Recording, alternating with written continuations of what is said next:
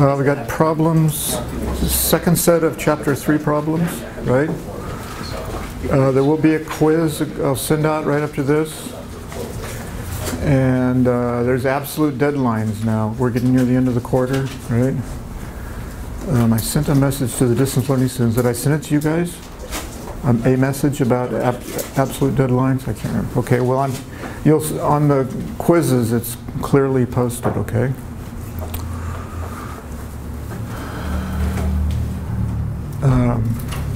Right.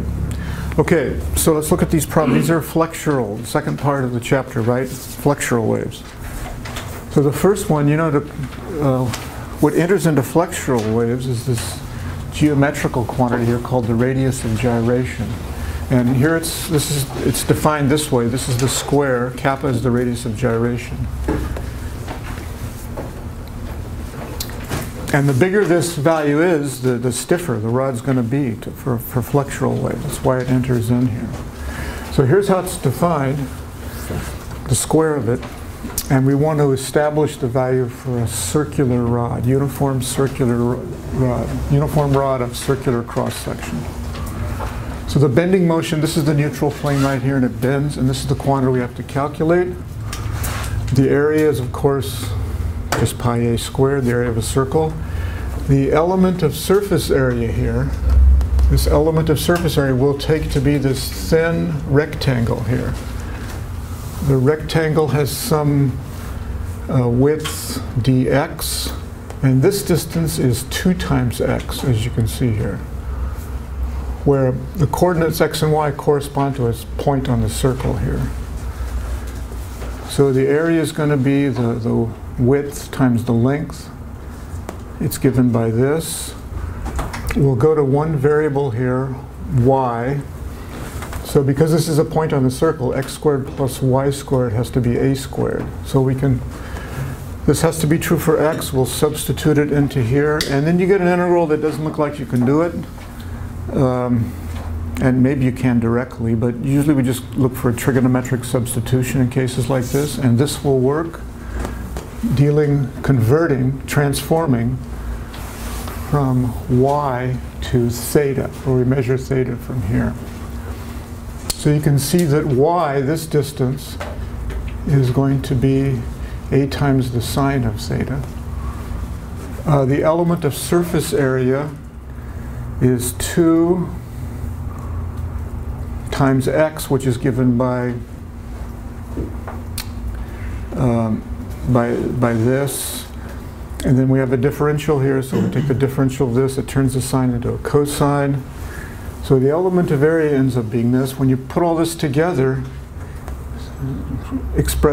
where everything expresses in terms of theta, this is what the integral becomes.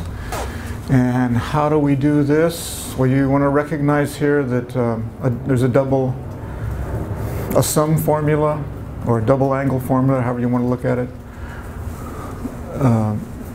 The sine of 2 theta is 2 times the sine of theta times the cosine of theta. So we can use that to represent it as one trigonometric function here. And then you get to use another double angle formula to do this, to remove the square. Use a double angle formula to get this. So finally it comes down to something that's elementary. And when you carry through with the integration, this is what you get. We take the square root, remember this is all kappa squared, and we get a over 2. So this is what we'll be using a lot of this today in the problems, because I think all the problems assume this circular cross-section. Now for those of you who remember mechanics, this is the same as the radius of gyration in mechanics. If you consider a thin disk, for example, rotating about a diameter here, it's going to have a moment of inertia. Okay? And that's important because that plays the role of the inertia in Newton's second law. So we get F equals ma, right, for translational motion. For rotational motion, it's torque is equal to I alpha, where I is the moment of inertia. So if you're angularly accelerating this disk about a diameter here, you need to know the moment of inertia about this. And that can be expressed in terms of the radius of gyration, same as the radius of gyration for us. And the way it's defined is, in general, it's where you would take all the mass of this disk and just put it at one constant distance. You can make it symmetrical if you like, it doesn't matter. That distance will be the radius of gyration. So let me say this again. If you have any object, you have any rigid body, some axis of rotation, you're going to have a moment of inertia about there. It's convenient to define this quantity called the radius of gyration, which we define differently, but they're identical. The radius of gyration is where if you imagine all the mass to be the distance from the axis here, the distance equal to the radius of gyration, you don't change the moment of inertia. Does that make sense? So if I imagine taking this mass and migrating it to all the radius of gyration, I keep the same moment of inertia. So that's a kind of a convenient quantity. It's a little bit more physical than just dealing with the radius of gyration. It's where you would put all the mass to keep the moment of inertia the same. So that's why it's defined like this.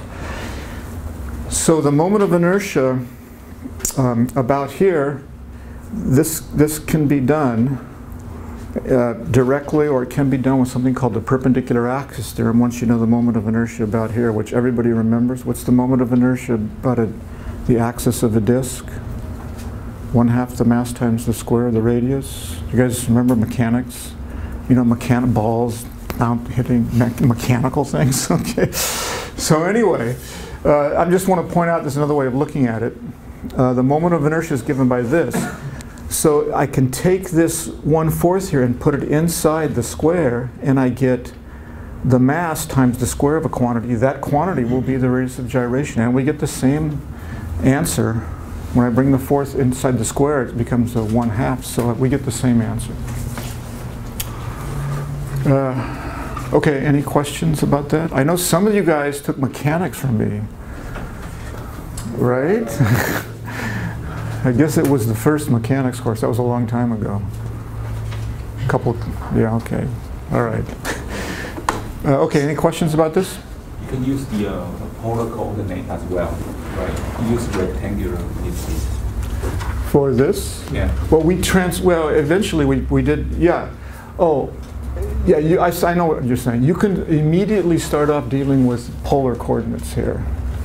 Yeah, you could do that. I think it's easier this way. You know, this is a double integral here, and it's nice to physically. We do one integration just by dealing with this strip here, because we're dealing in rectangular coordinates. So the rectangular coordinates have the advantage here that you can do one integration. So this is a double integral, really, right? We have to integrate over the whole surface area. So I think what Tsui is saying is you can write it down formally. You know, it's a double integral, and you can immediately put it in polar coordinates. You have to do 2 integrations. See, we already did, just by starting off with this, we already did 1 integration. It comes down immediately to we've already done 1 integration. We just have to do the other one. So however you want to do it, there's a variety of ways. This is elementary calculus, right? Okay, any other questions or comments? All right, before we get into the bar motion here, there's another kind of problem here. Remember, flexural waves are dispersive. Their speed is not a constant like it is for longitudinal waves and for transverse waves on a string. The speed depends upon the wavelength, or equivalently the frequency. So we usually deal with, we call this V, here's the phase velocity. This is the phase velocity of a flexural wave of definite wavelength or definite frequency, and this is what it's given by. This is what we derived. First thing to do here is, and it's not obvious, well, yeah, I guess it is obvious if you just think about it for a few seconds. This had better have dimensions of length over time, because it's the speed. So let's confirm that. Frequency has dimensions 1 over time. The radius of gyration, you know, is distance of length. C is length per unit time. So you see that it works. Now so the main part of the problem here is to notice that this wave speed here at low frequencies is going to be relatively low. At high frequencies, it's relatively high. In fact, over frequency from 0 to infinity, the speed is going to vary from 0 to infinity. If you, it's good to look at this geometrically. You'll notice I didn't do this the first time I wrote this. I wrote this in later. We often think of waves, represent the dispersion relationship, which is omega versus k. We don't do this very often in this course, but in other courses, for example, the nonlinear wave course, where there's a big difference between dispersive waves and non-dispersive waves when you start to include nonlinearity. There's a fundamental difference. So it's always nice to think in terms of the dispersion relationship, omega versus k. We can graph it. Here it is graphed. For longitudinal waves, it's just a straight line of slope c. Okay, so this is longitudinal waves satisfy the wave equation. Speed is independent of the frequency or wavelength. For these flexural waves, however, and the speed at any k value here is just the slope of this line. So you can see here, you can show that for flexural waves it's a parabola. For low k values, which is high wavelengths, low frequency, over here, the speed at some point here is just going to be the slope of this line. You can see that it goes to 0 as k goes to 0, or the wavelength goes to infinity, or the frequency goes to 0. So we're guaranteed an intersection point here. At this intersection point, the speed of flexural waves, which is just the slope of this line, will be the same as the speed of compressional waves. That's the whole point of this problem. So I said a lot of words there. Mathematically, it's very easy. We simply set the phase velocity, the variable phase velocity, equal to the velocity for longitudinal waves. Demand that they're the same. Substitute the expression for c and solve it for the frequency. This is going to hold for one frequency, or equivalently, one wavelength or wave number. And it's convenient here. We use omega and k theoretically because it's simpler. But usually when we want definite answers, we go to frequency, right, and wavelength. So we're going to substitute for omega 2 pi f, and we're going to choose a bar of circular cross-section. Substitute that in this condition right here. Solve for the frequency, and here's the expression that you get. And then we plug in, this is numerical, we're going to plug in values for aluminum. Here's the speed of longitudinal waves. And we have a radius. We have a diameter of 1 centimeter, so the radius is that. And I get 328 hertz. And you might think the problem, okay, so we conclude that for a flexural wave of this frequency on a bar here, and it could be a traveling wave or a standing wave, it happens to have this value for a normal mode, you might think that at this frequency, the speed of waves is the same as it is for longitudinal waves. But we've got a problem here. What's the assumption? When you look in the appendix, which you're starting to do, right? And you're going to keep doing more and more of that. I've been telling you all along. You'll see that this is for in the quasi-static limit, I don't know how you want to say it. This is where the wavelength is large compared to the diameter, where Young's modulus comes into play. The wavelength is big compared to the diameter, so that when there's a compression, the bar can bulge. Right? When there's an expansion, the bar will contract.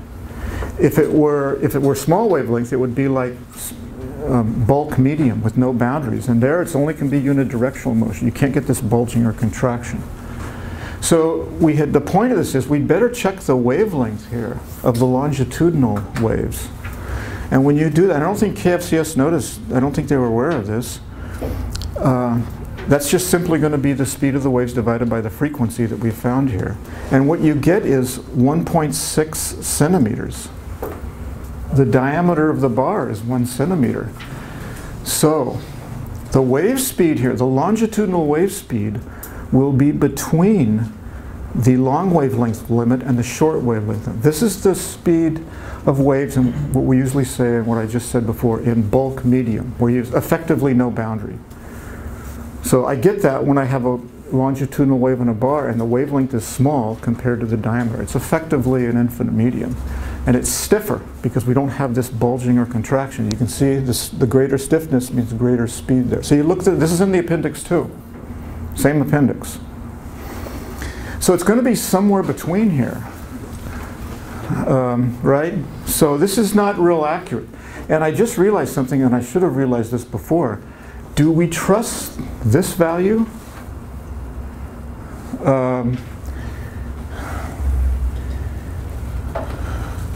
No.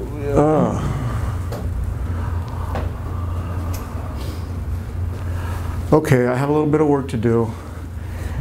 See how, you know, the flexural waves, it depends upon Young's modules. And we're making the assumption of a long wavelength again, just like we did for compressional waves.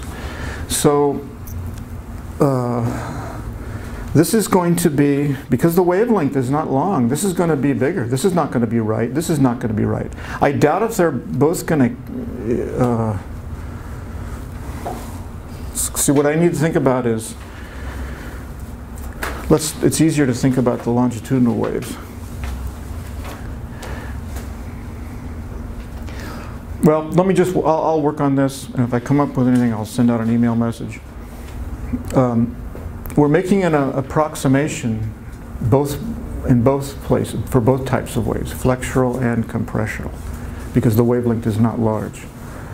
So I doubt if both of those problems are going to...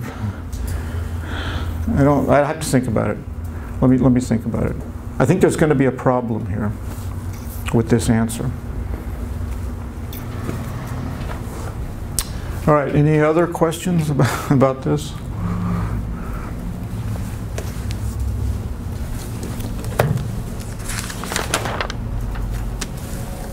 Okay, so now we get into the real bar problems. Okay, and I think there's 3 of them here. Yeah, first one is 10.1.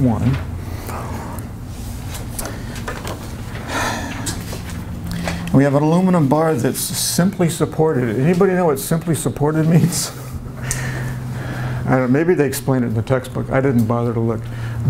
What they want you to do is assume that it's pivoted. So we have this fixed, this point on the bar is fixed. The same at either end, point is fixed, but it's allowed to, the angle is allowed to change. But the distance is fixed. Okay, this is a fixed point. So it's kind of like it's on a hinge or something like that. This will be hard to do in practice, but you know, we can imagine it. Professor, is there a condition between simply holds like this one and the clamp conditions? So we have different boundary conditions to describe that, right? Right. Is and there any other boundary conditions between, or? I'm sorry? Is there any other boundary conditions between those two? Oh, as far as I know, these are the simple boundary conditions. Oh, okay. Now you can imagine, you can put springs and dash pots and masses. You can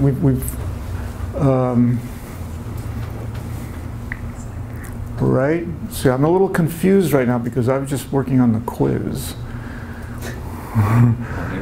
Let me, you know, remember we started off by noticing some fairly current utilizations of flexural waves. Remember the nano balance? So that was mass loaded on the end, right? So that's one example of a, maybe we might consider a more realistic or not a simple boundary condition. So, and we would handle those just like we handled waves on a string. You could take an impedance approach, or you just do Newton's second law. Now here it's more general though, because you could also have moment of inertia to deal with. So if you mass load, let's say one of these ends is mass loaded, and we're imagining it to be a point, okay, there can't be any torque, because a point mass has 0 moment of inertia. But if the mass is spread out, then you have to, it won't be zero torque. It'll be more complicated, right? So it's a similar thing that we saw with strings and longitudinal motion on bars. And as far as I know, there's just these three simple boundary conditions. This pivoted one, which is not real practical, the free, and then the clamped. And the free and the clamped are the popular type of boundary conditions. Simple ones. Okay, so the conditions here for pivoted are no displacement, there's no transverse displacement, and there's no torque. So here's the no transverse displacement. Here's the no torque. Remember, we derived this. The torque is proportional to the second derivative. We also derived this for this is the general expression for standing waves, standing flexural waves in a bar. It's general. The only assumption is that they're standing waves of definite frequency. And you remember this V here, you want to be careful. This is not a constant as we've been talking. It depends upon frequency. And we'll use the radius of gyration for a circular, standard case of a circular rod. So I better look at the problem again here. Let me see what we got. Okay, so we're going to look at the waveforms here for standing waves. When we impose the boundary conditions at x equals 0, you can just look at this and see, you know, this is going to be, the sine terms will be gone, and these will be 1. So we get a plus c has to be 0 for y being 0. For second derivative, these just become themselves, but the signs flip on the sinusoids when you take two derivatives.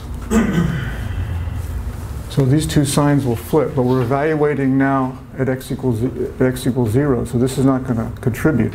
So you can do this in your head. This is what you get, and what's the solution to that equation? Those are two equations and two unknowns. There's only one, so it has to be 0. The trivial solution, that's the only solution. And you can derive that. You know, you can add the two equations and you conclude that A has to be 0. If you take the difference, you conclude that C has to be 0. So that's nice. We kill A and C here. We get this. Now we impose the boundary conditions, same boundary conditions, but at x equals L. No displacement, we get this. No torque, that's the second derivative. This is looking similar. I mean, well, it's essentially the same boundary conditions. And now, what do we conclude here? You want to be careful here now. Let's do this. When we add the two equations, we get this equals 0.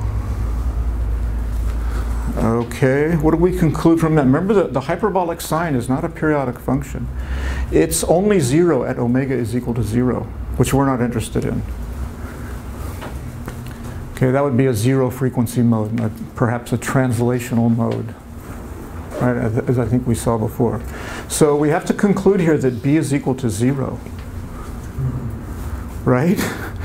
There's really no choice. So we've gotten, this is interesting, we're down to just one coefficient in D here, and if you take the difference, if you take the difference of these two equations, what do we get? Well, we're going to get D times the sine has to equal 0. So we can satisfy that with D is equal to 0, but then we've got nothing. No motion. That's no good. So fortunately, I mean, it all works out. We're going to set the sine equal to 0, and we're well familiar with that. That goes back to strings, right? That's going to give us our modes. Furthermore, they're going to be just like a string, as you can see here. We get, this has to be 0, so it's going to only be true for integral multiples of pi. So the modes, when you take this expression here, substitute for this,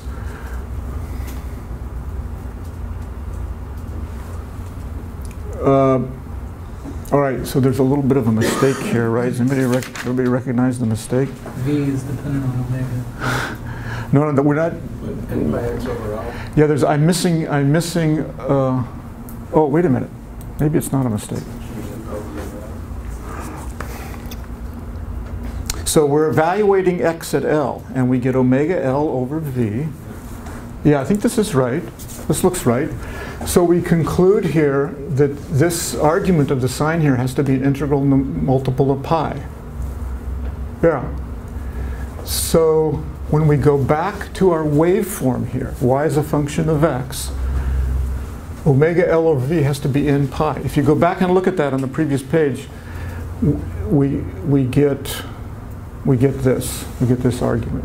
You can check that. So what does this look like? What's this? We've seen this. There's waves on a string, right? And also compression modes on a bar. So the waveforms here, I should have said waveforms rather than shapes, but same thing. They're just simply sinusoidal. They're the same as they are waves on a string. So does that mean the frequencies are the same? No, and I guess Alex said this. It's because, don't forget, buried in that V there,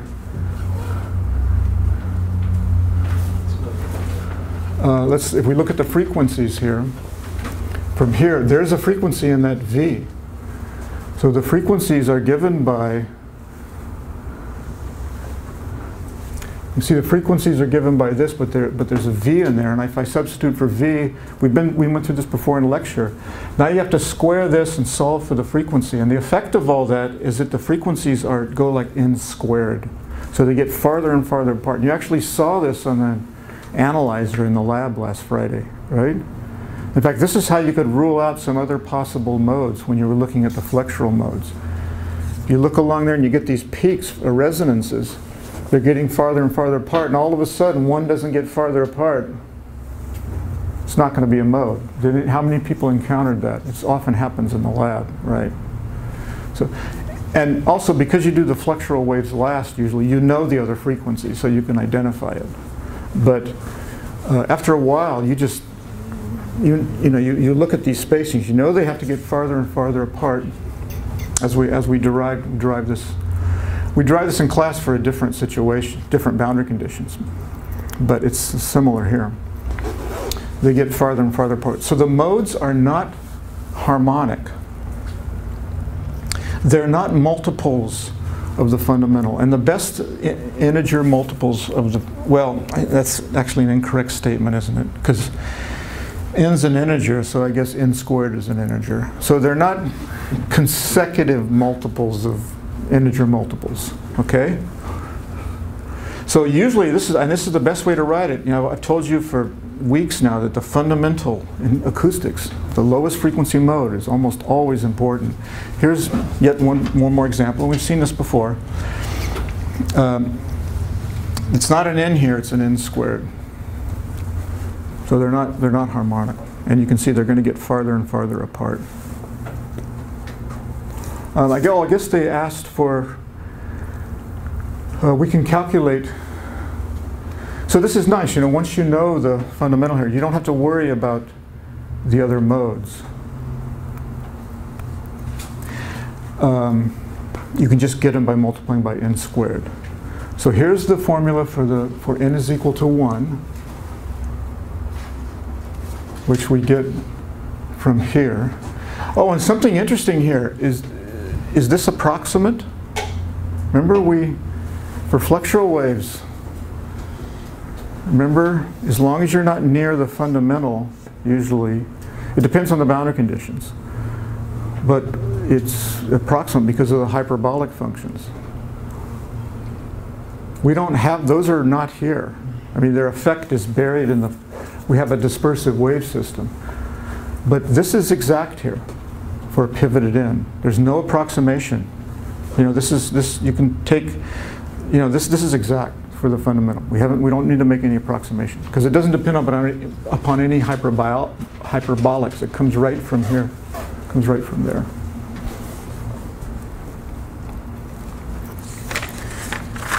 Okay. Anybody have any questions or comments?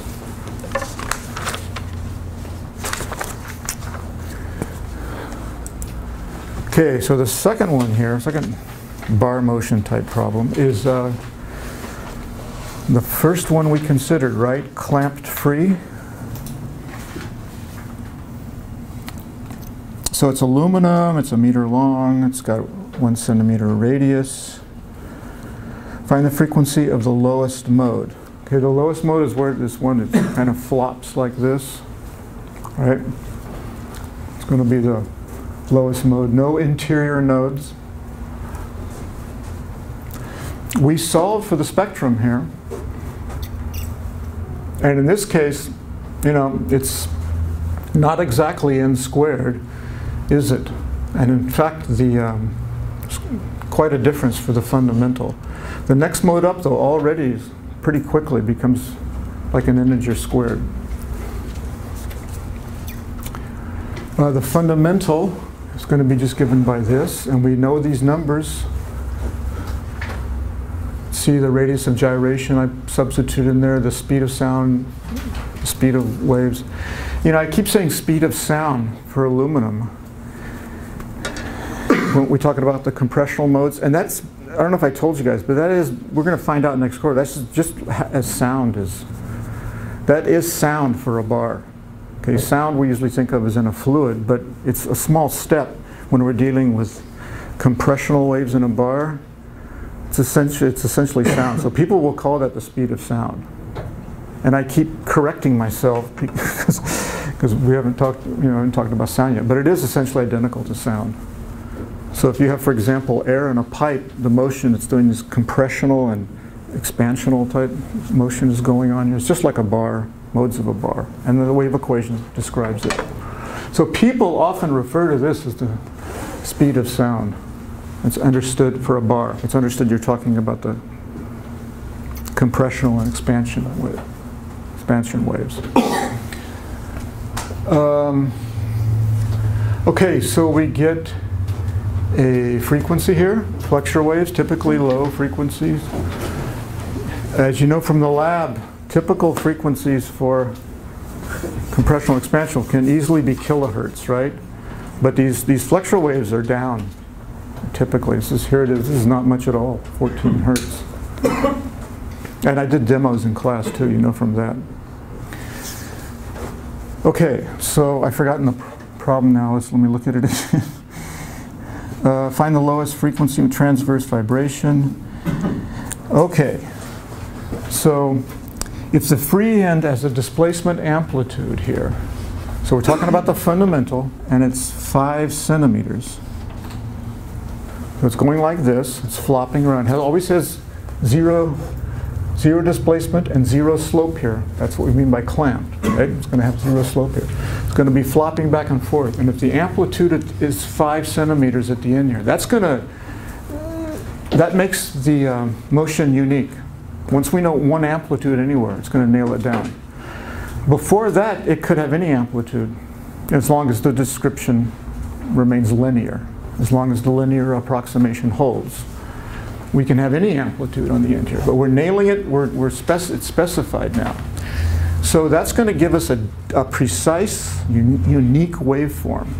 And we avoided this in lecture. I talked a little bit about it, and I don't know if you noticed, I sort of stumbled on it a little bit. That's because I couldn't see in my head how I would do that. And it turns out it's a little complicated, as we'll see. But you know that we have to be able to come up with a unique displacement for this. You know, at the turning points of the motion, let's say. We know it's going to be varying sinusoidally at every point, right? So we should be able to, once we know the displacement any points, or in this case it's the end here, there's going to be a unique function here. So how do we get that? Well, the short answer is with effort. Okay, so let's go through this. Let's go through this here. Remember from the text, and we also did it in a lecture, when we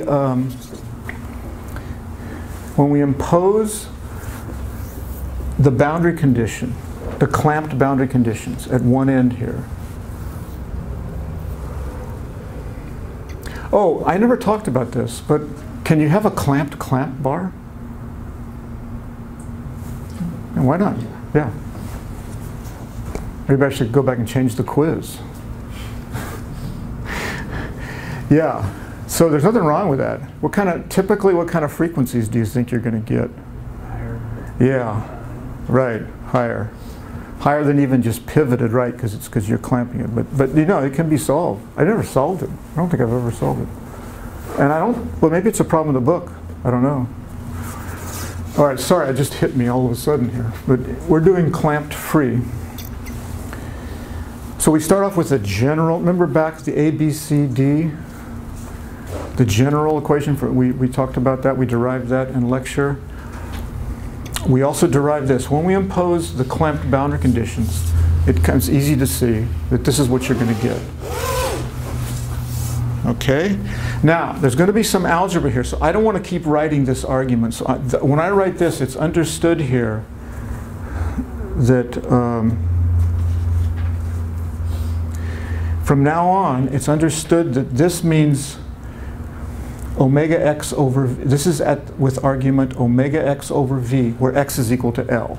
Okay, it's understood here. Y of L. I just don't want to have to write this. It's going to get tedious, as you'll see. So that's why I stated this here. Okay, now we need to determine A and B. We have to come up with a unique waveform here. So how do we do that? Well, we have the other boundary conditions. We have the free end. And the free end is specified by no force and no torque.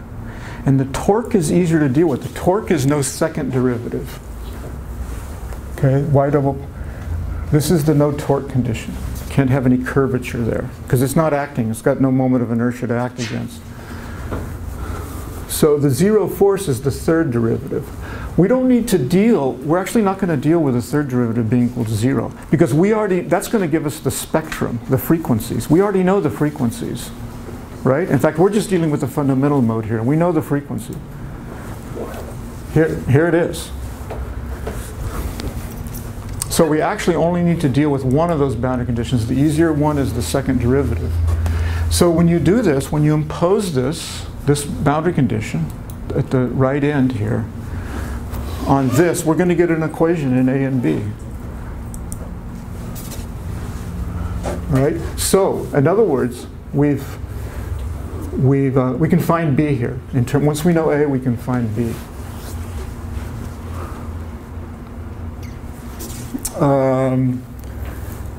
So, like I said, we can solve this for B, substitute the result into the previous equation, this one right here. And now that gives us this. So that's our displacement at the end, okay? And now we're given that has to be 5 centimeters. So what that means is we're going to set this equal to 5 centimeters. We're going to evaluate all of this for the fundamental mode. Okay, we're going to be able to determine A. So to do that, we need to evaluate the arguments here. It's best to split this up because it's easy to make a mistake here. So the argument here is omega L over E because it's at the right end. And remember, V is the square root of omega kappa C. We plug all this in. Here's the frequency. This is where we specify that we're dealing with the fundamental. That's how that information is getting in here, right there, the 14.42. And we get that the dimensionless argument is 1.876 to 4 figures. So then I can substitute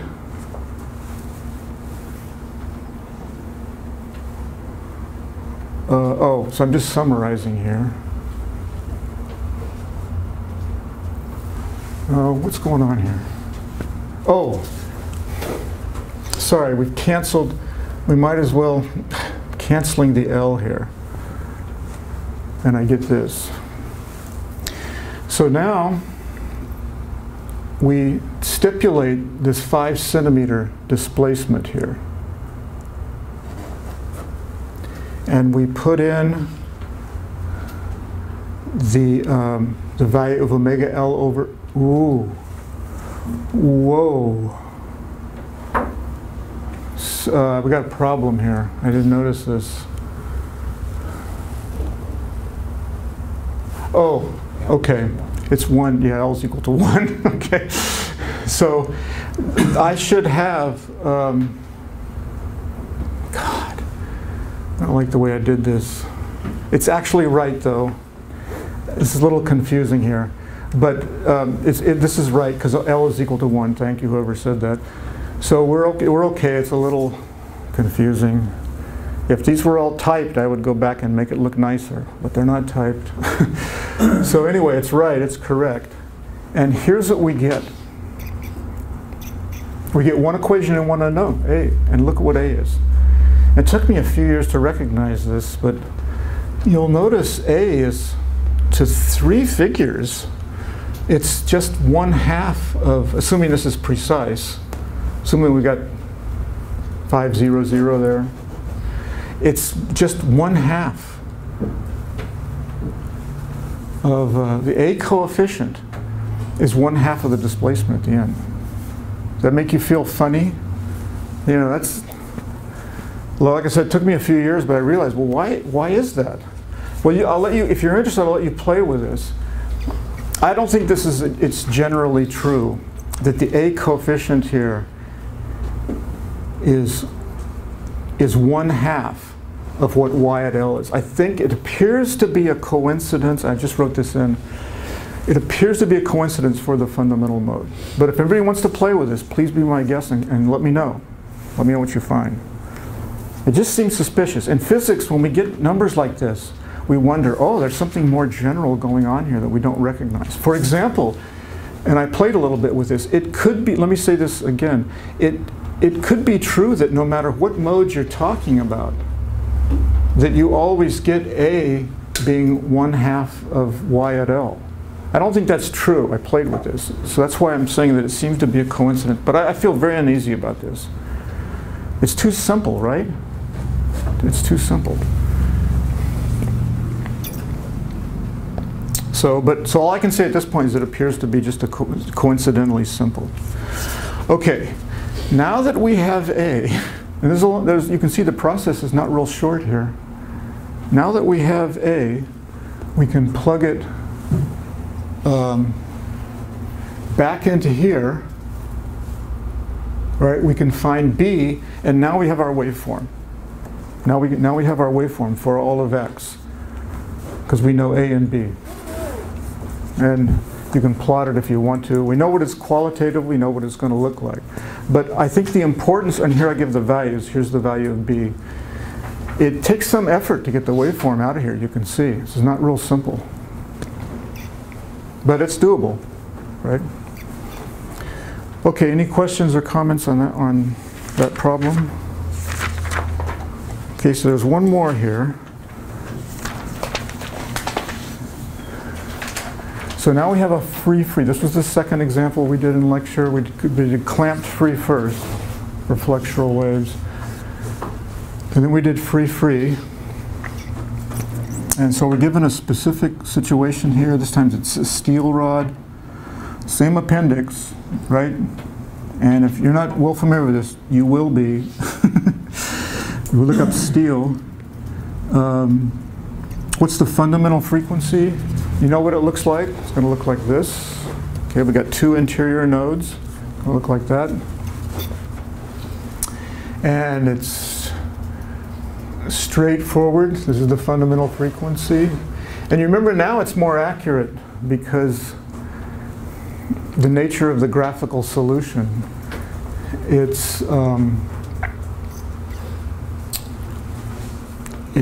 We don't have to deal with that clamp. That clamped condition is, a sinusoid doesn't like that, right?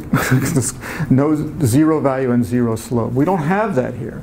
And from the graphical solution, a consequence is the fundamental mode is much closer to an integer, an exact integer here. You know, it's off by a 1/3%. It's usually considered to be tiny. So here's the speed, just like string waves, the tension over the linear density. In this case, it's Young's modulus over the density. So that's our C. It's circular. We got a kappa. We look this up. The Young's modulus for steel is this. the density of steel. There's different, as I think I warned you, you know, if you ever actually use this in research or whatever, you got to recognize that there are different types of steel, different types of aluminum, right? I think we talked a little bit about this. I talked in general about when you look values up for practical use, you could hit trouble. Often it's, you know, you have to realize that everything's approximate, and you do what you have to do to solve your problem. And if you're not extremely accurate, then it may not matter what type of steel you're using, but you just want to be aware that there's no universal steel, no universal aluminum. So here's our parameters. I didn't even write out, sorry, I didn't write out the calculation, but here's what you get when you punch it in. Okay, so I think this is accurate to 3 figures. The reason I'm saying this, we'll see later. So I get this, and I think this is what, yeah, so I think this is right. Okay, the part B here is, now it's again, we're given this displacement amplitude of 2 centimeters, and the question is, what is this? So this is a natural question. And what do you feel? Is it going to be, I mean, I've already kind of given it away by the way I sketched it there. But because we know that this keeps its curvature, the curvature is going to be 0 here by the boundary condition, but it doesn't bend over, right, like normal wave equation type waves. So it's going to be just flopping out there like this. I think it's natural to suspect that this is going to be bigger than that. It certainly is not going to be, there's no reason why it should be the same. But it just seems, because it doesn't have to come over like this, that it's going to be bigger. The whole point of this problem is to find this, and to not, without bias, like saying, oh, it should be bigger. But we're going to find this. That's the point of this problem. So where do we start? Well, the boundary conditions at x equals 0, remember we have our A, B, C, and D in general. When you impose the simple boundary conditions here, that there's no second derivative and no third derivative, right? The free boundary condition, be no torque and no force on the end. This is what you get. We did this in lecture. So this is the left side. Now on the right side, we're going to impose the no torque condition. We don't need to worry, again, this is like the previous problem, we don't need to worry about the no force condition, because essentially that information is in the spectrum, the frequencies. It's in this frequency, this fundamental frequency here. That information is there, so we don't need to worry about it. Okay, so here we have down to A and B. Okay, so I can solve this. So this is kind of somewhat similar to the last problem, but different. I can solve this for B, right, the constant B, and substitute it into here. And this is true for all x. For x equals 0 to x equals, I can substitute, find the expression, substitute it in there, and I get this. If anybody finds an easier way of doing this, let me know. You can see this is kind of complicated here. Okay? So,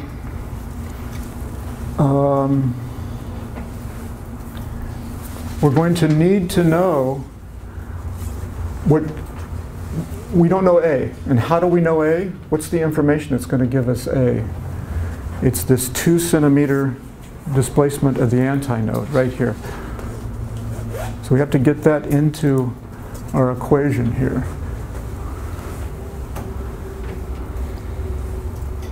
We need to evaluate this. Let's see, I'm lost. Why do I have this here? Oh.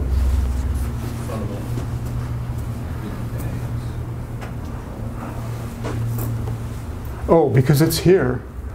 Yeah, that information, it's in here. So we need to evaluate this, we have to know this quantity. So here's what it is for the fundamental. Okay? That means we can find this complicated looking factor right here, this coefficient. And look at this. How do you feel about this? I don't feel good at all.